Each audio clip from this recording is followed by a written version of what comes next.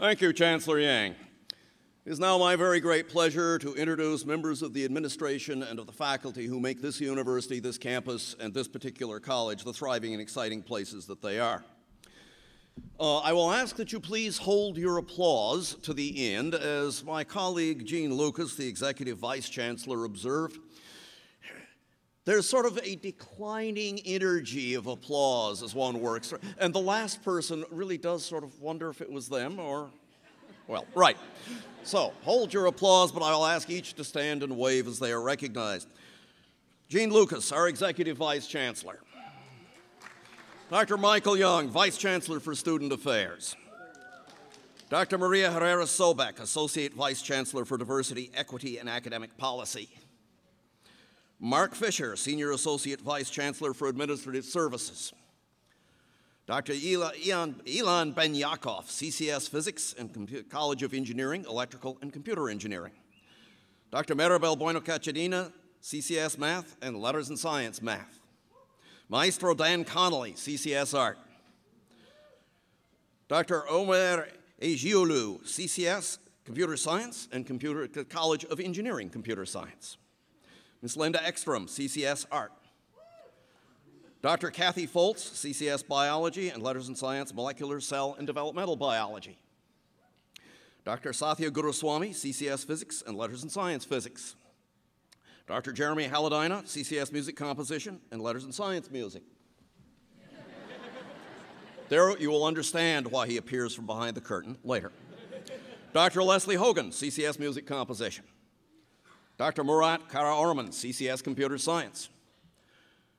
Dr. John Lotto, CCS Biology and Letters in Science, Ecology, Evolution, and Marine Biology. Dr. Teddy Macker, CCS Literature.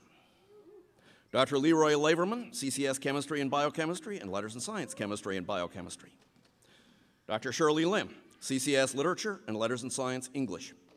Mr. Hank Pitcher, CCS Art.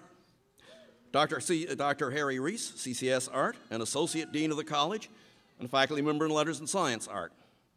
Dr. Francesc Garage, Emeritus Professor of Physics in CCS and Letters in Science. Dr. Barry Spax, CCS Literature. Dr. Claudia Tyler, CCS Biology and the Institute for Computational and Earth System Science. Ms. Stephanie Washburn, CCS Art. Now, I believe I got everybody because Karen was checking you off as you came in. Did somebody get missed? Then if not, let us thank these people for their great efforts.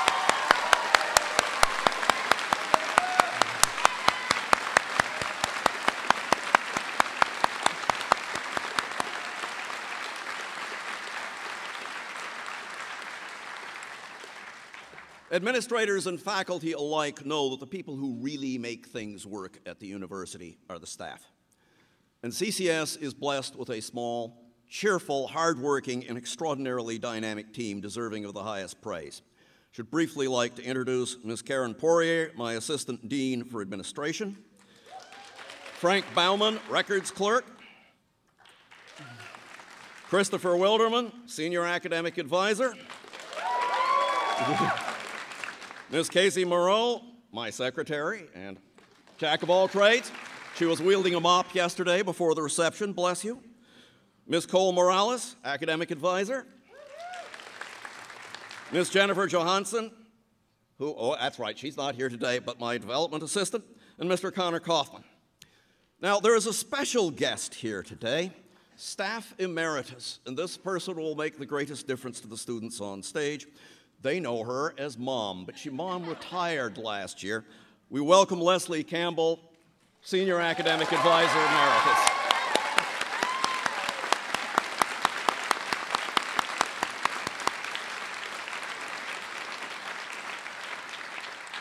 On behalf of today's graduates, I want to thank our CCS parents, the CCS ambassadors and donors for their generosity and their support over this past year.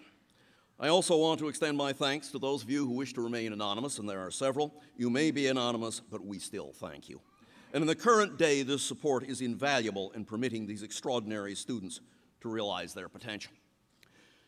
It is one of the privileges of being the dean that I get to speak as the first of a series of brief addresses. Here we are at last. This is the ceremony of spring and beginnings, the observation of change that is and change that is to come. This is the ceremony that gives us a handle and a name for the transformation of our relationships. It's an honor to share this stage with a myriad promise here, each year a different group, with the same current of power realized, expressed, and still growing. A company that intoxicates us with joy. Standing here, I think of that power, of emotion, of loss and of gain, and of the current of change that brings all these potentials to the brink of action. I think of Doctor Who, with whom I concur that bow ties are cool. Spinning out of sequence through time with first things first, but not necessarily in that order. Isn't that how it always happens? Repeatedly, I've heard how today has come too quickly, has arrived too fast. A first thing before we ourselves quite got there. Barry Spacks once wrote a haiku for past Provost Bill Ashby that likened CCS to a nest of eagles, a nest not long occupied. And you of CCS are made for the hunt, ready of wing and eye, and of purpose, ready for the open air.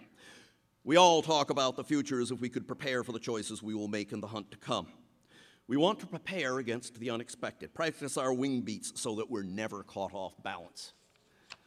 But there our humanity gets us. While our hearts might be those of eagles, we don't, most of us, have wings. We need a TARDIS. CCS is like the TARDIS, and perhaps I've got a bad in-joke here, but there's some laughter. A TARDIS is an entity, a living entity, that permits travel through space and time, and that Doctor Who has used. It is much bigger on the inside than the outside. Very much like CCS. But having been at CCS, you now have an invisible TARDIS that will be with you everywhere and every when. Now, all that you really need is your own sonic screwdriver to assist you in your efforts.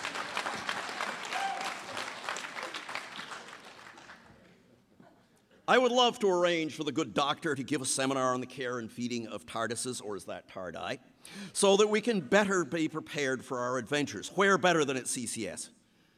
But even the good doctor gets surprised. We would do well to consider the Time Lord and his ability to adapt when he arrives in Pompeii, not on the fine and perfect day that he had told his TARDIS to target, but on Volcano Day. In short, sometimes it doesn't go the way we planned. There's the friend we trusted and he betrays us with laughter or mockery or a lie, or perhaps he betrays himself. Was it a bad day or was it a revelation? A colleague we depended upon to cast a cold eye upon life and on death turns in passion to reject an uncomfortable truth. Someone cheats for what seems no more than a convenience, or perhaps political gain or ego. Or was it just, again, a bad day? The world itself is changing, and we do not approve, not one little bit. It means the loss of a friend, a painful question about who and what we are, questions we thought we had hunted down and resolved long ago. We all recoil from change. We eye it with suspicion, with something that can turn into fear if we do not step forward. For change has another meaning, and you've heard it before, and you'll hear it again because it is true. Turned on its head, change is opportunity. Let it not be fear and inaction that cripple us. If changes are to be made, we want to be the ones who choose them and shape the future. As the doctor said, there are worlds out there where the skies are burning, where the seas sleep and the rivers dream, people made of smoke and cities made of song. Somewhere there's danger, somewhere there's injustice, and somewhere the tea is getting cold. Come on, we got work to do. You have work to do. A bird on the wing must move into the changing rise. There's a point when hesitation means destruction, where staying still is not an option. To turn back into the power of the past is to fall.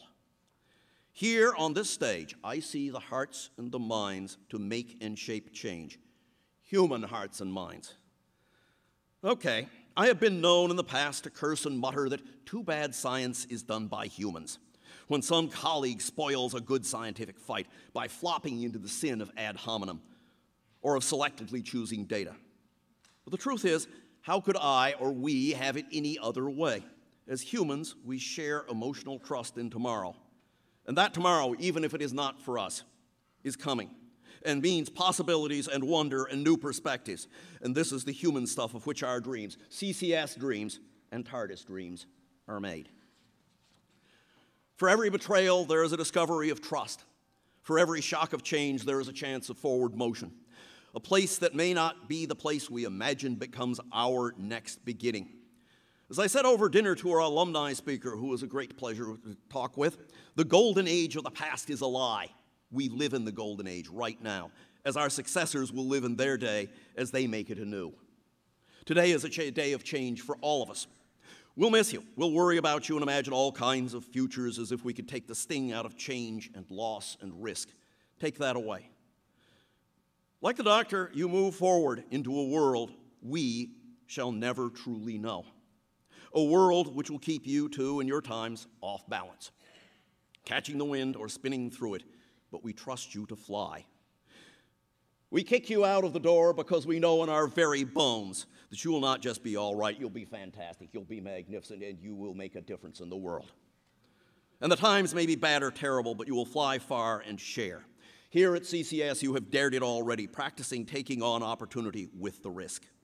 Making that self you always wanted to be, the self we have cheered and dreamed for in this funny little building with mustard walls and leaking roofs. Been there, done that. You already know how the wind feels under your wings. Like Donna, your bags are packed. As a matter of fact, I have your hat box right here. Graduation is here every day. Have your box packed and be ready to move with the possibilities. We'll let the doctor have the last words. It's been good, though, hasn't it? All of us. All of it. Everything we did. Come on. The next chapter is this way.